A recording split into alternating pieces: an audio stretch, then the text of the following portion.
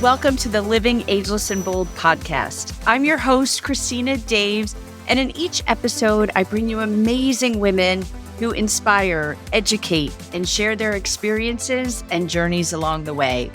So grab a glass of wine or a cup of coffee, find a cozy spot, and let's relax and have some fun hearing what can be accomplished after 55. Hey, everybody. I am super excited about today's guest. We have a mutual friend, colleague in common who introduced us, and I started checking her out, and this woman is a badass. Like, we are going to have an awesome conversation today. She has spent 30 years in marketing, advertising, branding. She's worked for some of the top companies that you've heard of, Levi's, HP, Virgin, goes on and on. She is a TED speaker, not TEDx, TED, South by Southwest. And her motto is she likes to blow shit up. And that is in terms of businesses and brands. So we're going to have an awesome conversation. Welcome, Cindy Gallop. Thank you, Christina. I'm thrilled to be here. Oh, this is awesome. What an amazing career you have had. And I forgot to mention, twice named Woman Advertiser of the Year. So how did you get into this and to lead to where you are now? Because what an amazing career you've had. Well, to be frank, Christina, everything in my life and career has happened by accident because I have never consciously, intentionally planned anything. So I actually started my career in theatre. I read English literature at Oxford University at Thomwell College and fell madly in love with student theatre because Oxford has a very thriving student drama scene, and decided that was all I wanted to do for the rest of my life. Knew I wasn't good enough to be an actress or director, but at Oxford, I used to draw a lot when I was younger.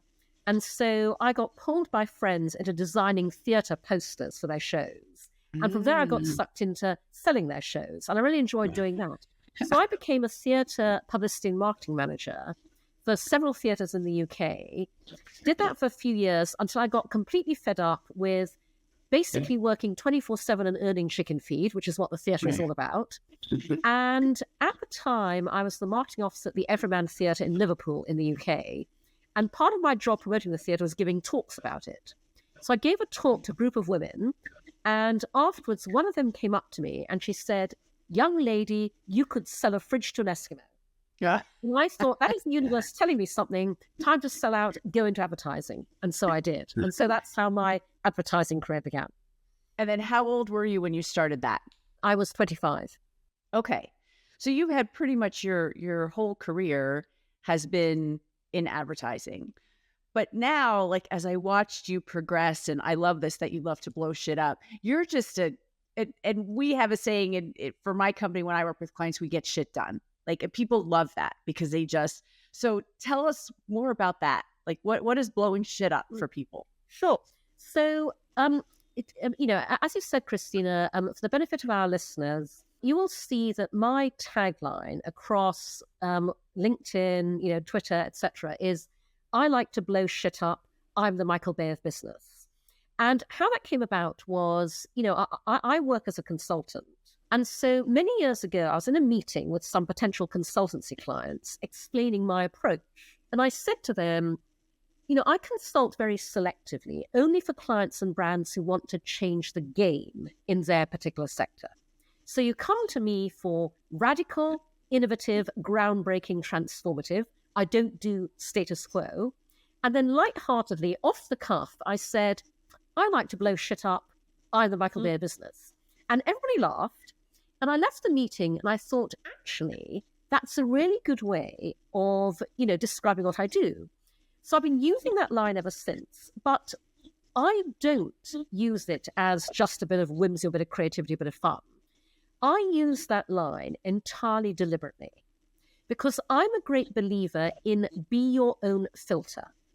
When I characterize what I do in that way, it attracts to me the clients who want what I do. It repels the ones who don't.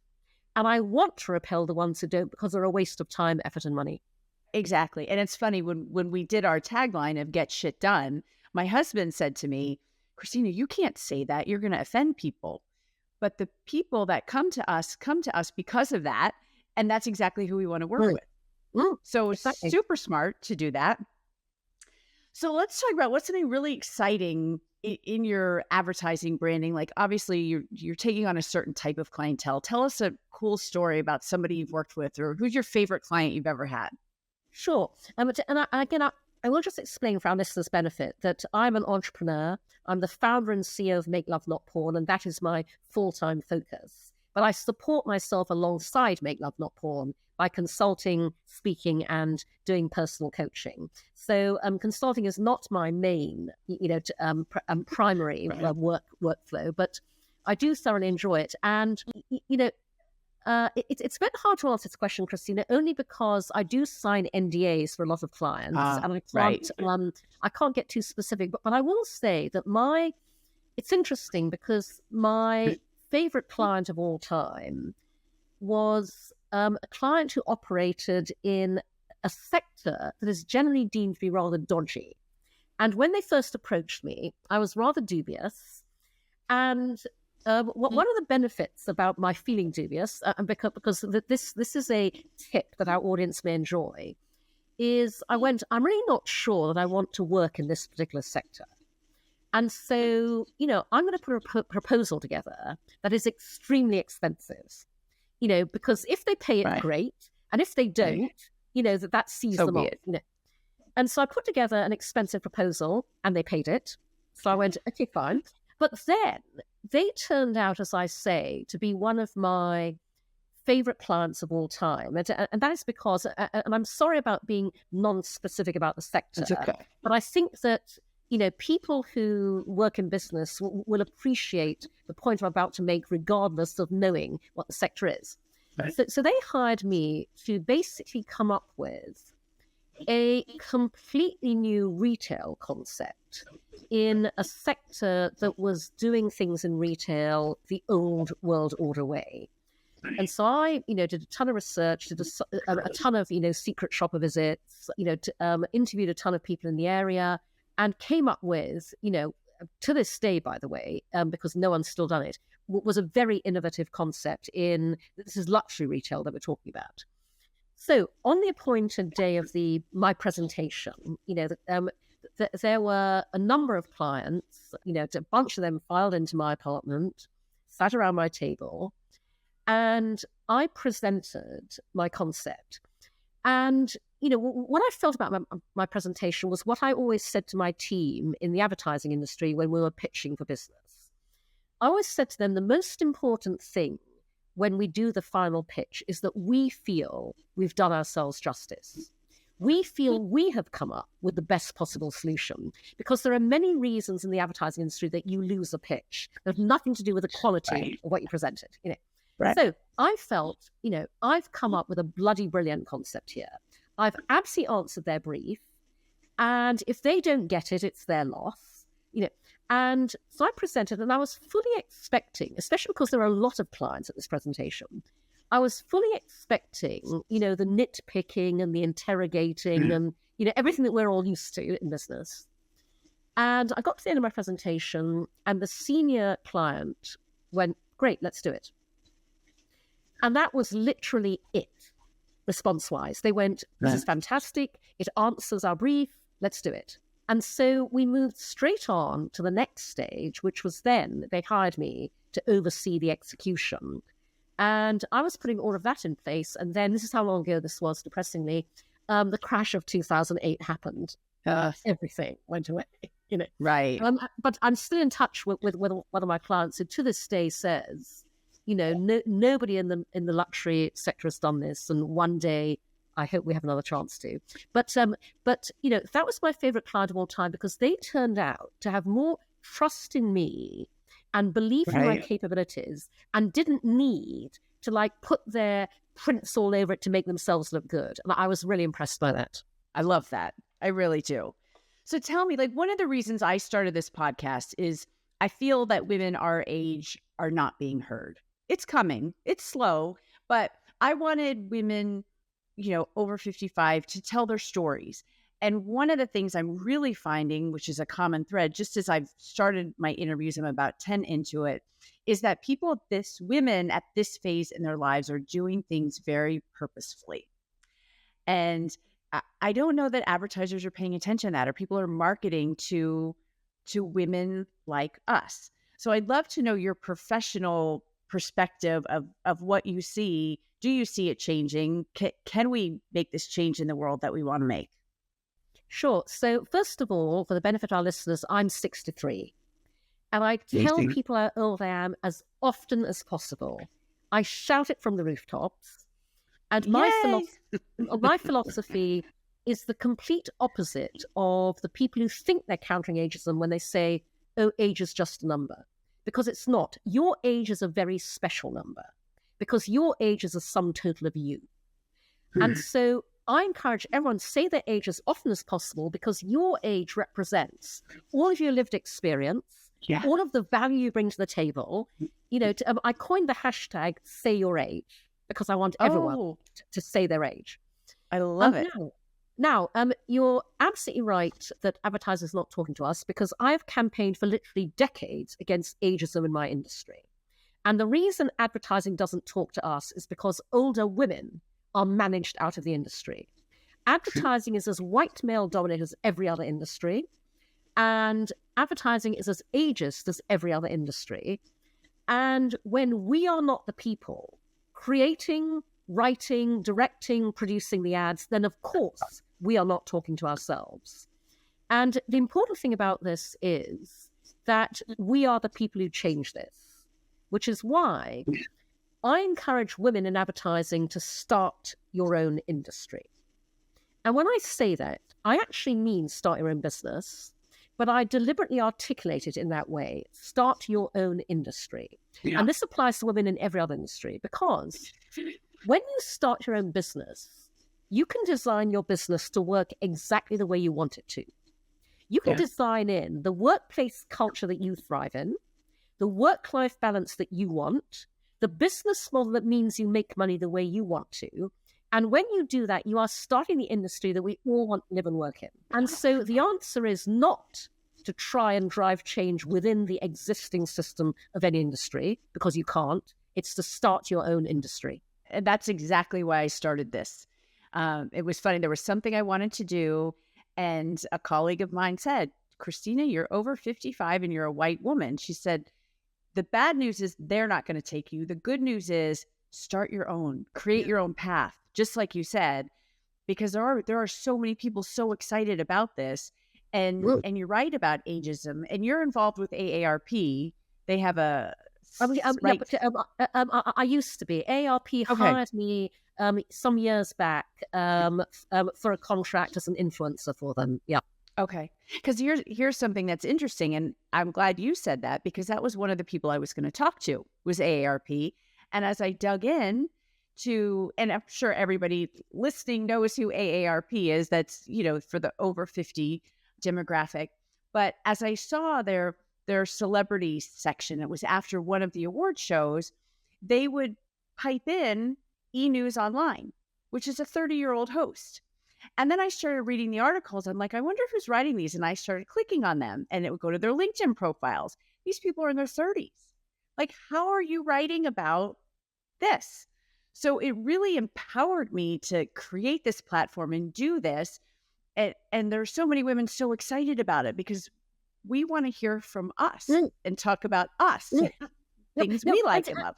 And do you know, Christina, the interesting thing is, it's not just us who want to hear from ourselves, because my exhortation to the advertising industry for years, and to everybody else, is, every industry makes the mistake of thinking that older people want to be young. We don't. Young people want to be us, because there's a huge opportunity to tap into the aspiration of age. When we're this age, we don't give a shit about anything. Nice. We have the confidence of knowing who we are. We have our own sense of style, our own sense of home decor. We know what really matters in life, in relationships. We can travel, we can be independent, and that is enormously aspirational to Gen Z and millennials. And so, what every industry is missing out on is the opportunity to tap into the aspiration of age and to reinvent aspirational culture around older people. You're so exactly right on that. I mentor college students, And a lot of the young women will come to me, oh, Christina, look where you are now. And you've been married 27 years. I'm like, well, first of all, don't let anyone tell you that marriage is easy. 27 years to last. It's been a lot of this and more down here. It's a rocky road. But I'd love to talk to them and share with them, for example, this podcast. I just spoke in a class. Like, you guys, I graduated with degrees in political science and German. And I am now a lifestyle host and a podcast host and a PR strategist. No correlation at all. Like, so that they understand when they leave with that degree, it's just a piece of paper. They can do anything they want. But I think you're so right. So many of these and also, women. Christina, sorry to interrupt, but I just have to share with you the fact that, because I have 3 nieces, 3 nephews, and by the way, for the benefit of our audience, I have no children, never wanted them, but I have 3 nieces and 3 nephews, and what I said to my nieces specifically when they were at college was, never, ever, ever let a man decide the direction of your life. And I said that because, I've seen with my own college contemporaries, when people make the mistake of falling madly in love at college, marrying too young, going where their boyfriend goes for work, I said, never, ever let your life and your career be derailed by a man. Oh, you're absolutely right. And I love what you just said too about you chose not to have children. There's nothing wrong with that. And and I wonder if it really is the women that chastise other women for that, or if it's the male dominated culture of, I did another interview and somebody said, they don't want us to have the seats at the table. Too many of us at the table, messes up their world. So by keeping that, pitting women against women on various topics, and I'm not male bashing here, I'm just saying that we have a very strong group of women that want to be heard. Yep, no, absolutely. But you're absolutely right. Unfortunately, we live in a patriarchal society, and many women have regrettably internalized patriarchy and misogyny, and are, and are not helping in terms of reinforcing those standards with other women. Right. And hopefully we can change that.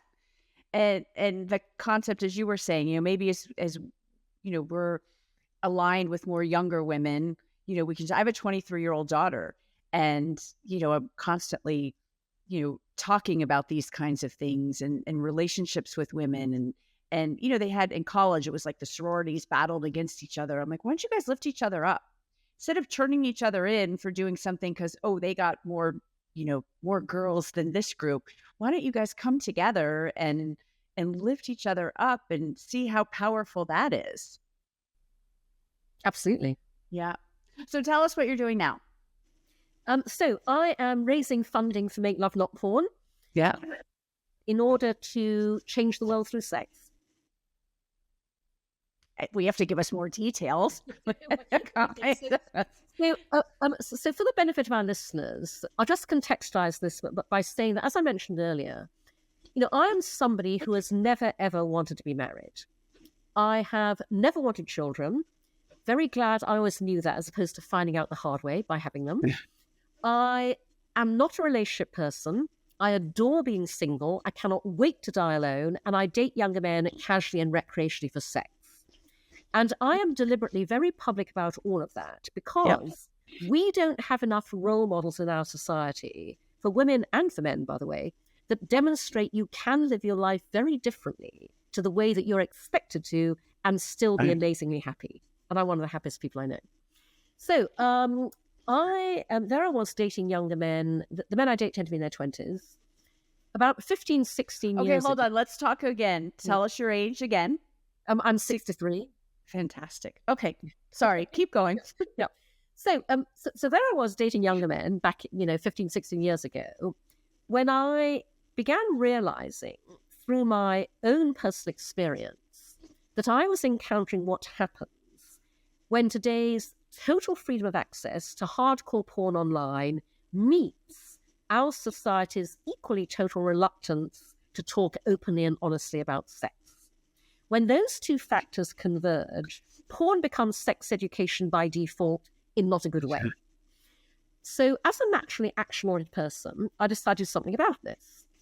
So 14 years ago, I put up on no money a tiny clunky website at makelovenotporn.com, purely as a side venture, that in its original iteration was just words. The construct was porn world versus real world. Here's what happens in the porn world. Here's what really happens in the real world.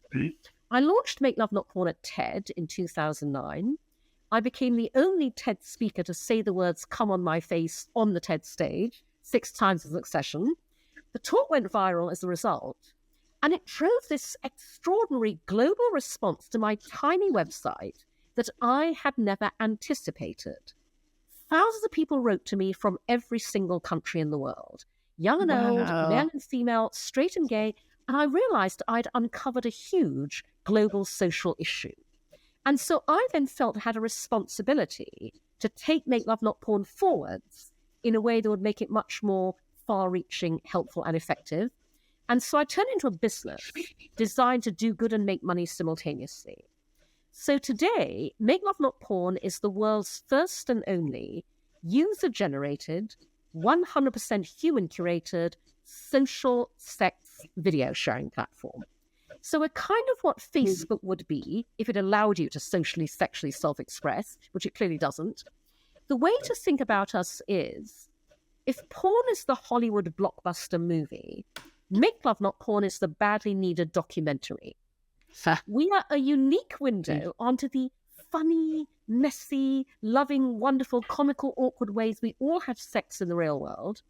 We are socializing and destigmatizing sex, bringing it out of the shadows into the sunlight to promote consent, communication, good sexual values and behavior. We are literally sex education through a real-world demonstration.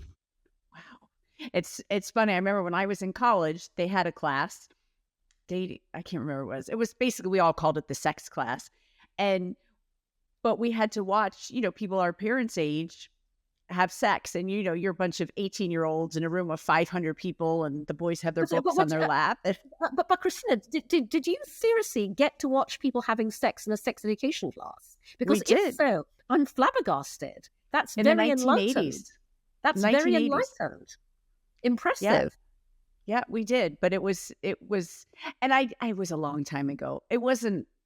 I don't know that it went to the full on, the whole time frame of it, but there was certainly, people that look like our parents in their 50s, having sex up on a big screen. So tell me how you say it's videos. I mean, obviously it has to be blocked somehow, right? You just don't come on, or is it just you just come on and people have put their videos up and? So first of all, in order to seed Make Love Not Porn with content pre-launch, I and my then curator, Sarah, this is 11, 12 years ago, spent a whole year asking our entire network and complete strangers, will you film yourselves having real-world sex for us? And that's how I discovered that 99.9% of the time the answer is yes.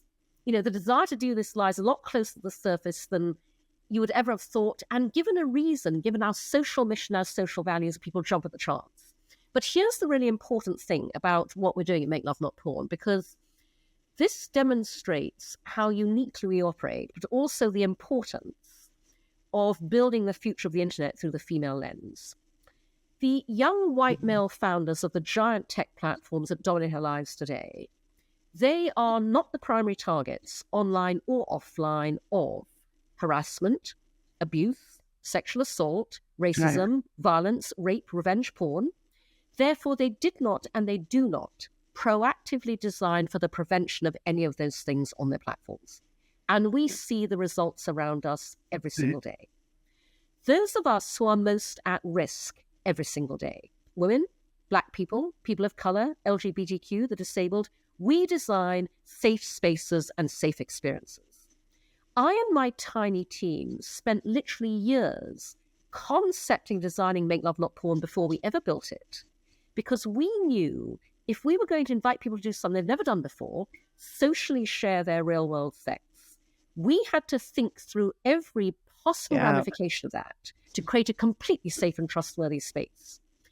And as a result, I designed Make Love Not Porn to be the safest place on the internet, because I designed it around what everybody else should have, nobody else did, human curation. There is no self-publishing of anything on Make Love Not Porn. Our curators watch every frame of every video submitted from beginning to end before we approve or reject, and we publish it. Nobody else anywhere on the internet does that. We review every post on every member profile. And by the way, on Make Love Not Porn, your profile posts can be as safe work or not safe work as you like, but we review them. We approve or reject, we publish them. No one else does that. We review every comment on every video before we approve or reject and publish it. No one else does that. We can vouch for every single piece of content on our platform in a way that nobody else can. And that is why we are the safest place on the internet.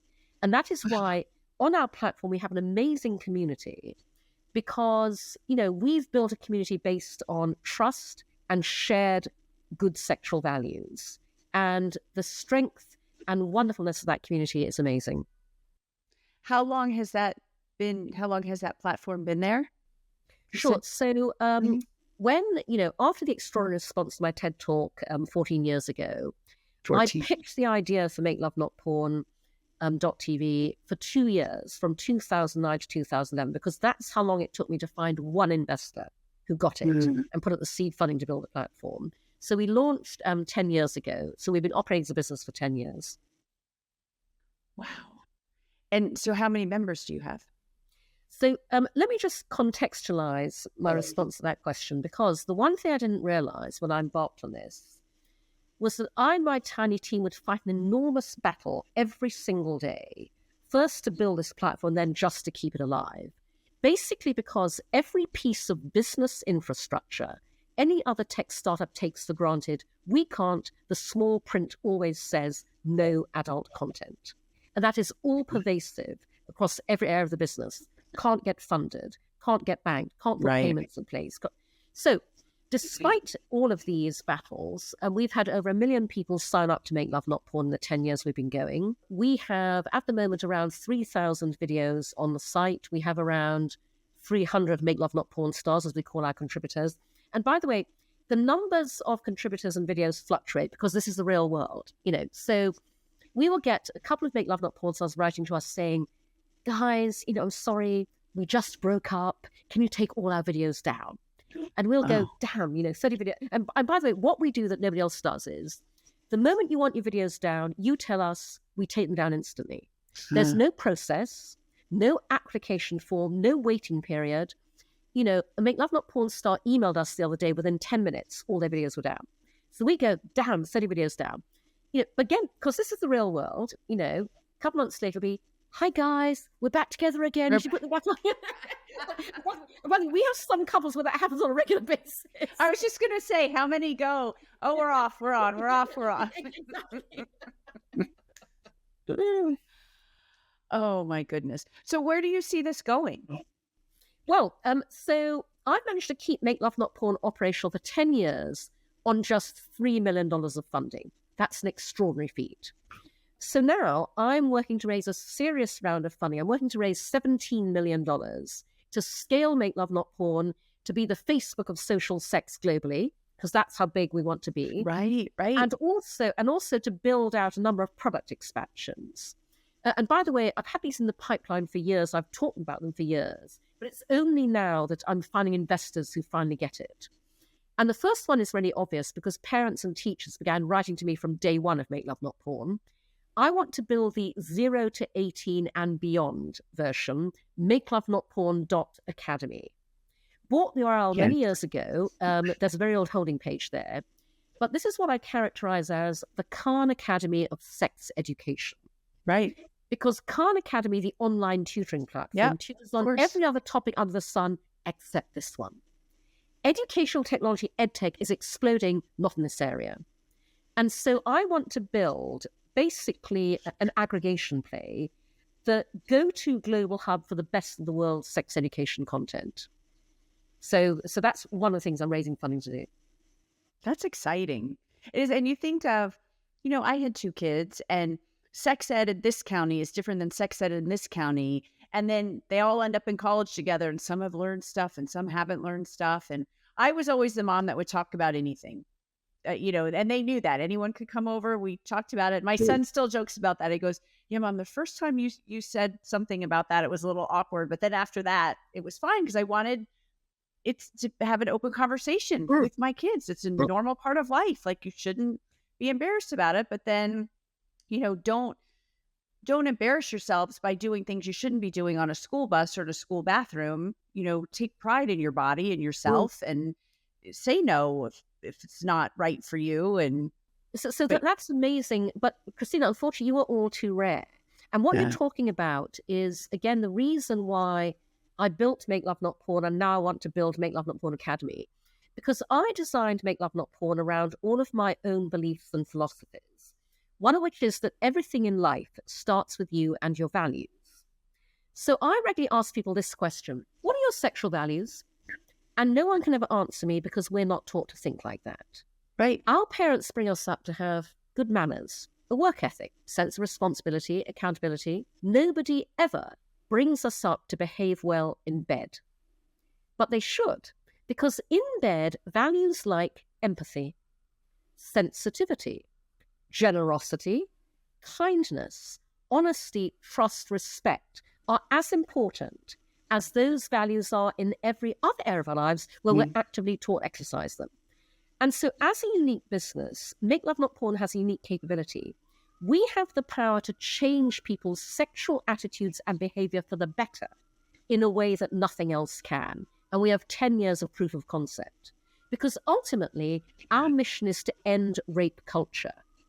We end rape culture by doing something very simple that nevertheless nobody else anywhere is doing. We end rape culture by showing you how wonderful, great, consensual, communicative sex is in the real world. Our social sex videos role model good sexual values and behavior. And here's the important part: we make all of that aspirational versus what you see in porn and popular culture. right, right, which is so accessible. So I love what you're doing. I really do. Yeah. It's amazing. I hope that funding comes through. I feel like people are more open to things now, more open to talk about these things. So I know you're onto great things. We always ask 2 questions at the end of Ooh. every interview. So what is the greatest thing you have accomplished since you turned 50? Undoubtedly starting and building Make Love Not Porn Yeah, and changing the world through sex. right. Right. I didn't even have to ask you that. I Mm. would have guessed that. And then where do you see yourself in 10 years? Um, Honestly, having changed the world through sex and in the process of ending rape culture globally, Yeah. that's absolutely my goal and my vision. Yeah. And I think you're going to do it. I really believe that. So, Cindy Gallop, you are amazing. Thank you for spending this time with us. What a great interview. And where can people find, like, if they want to learn more, want to help you with this mission, how do they find you? Sure. So obviously, everybody who's liked what I've said, go to makelovenotporn.tv, sign up, subscribe, support us. If you are or know an open-minded investor, email cindy@makelovenotporn.com.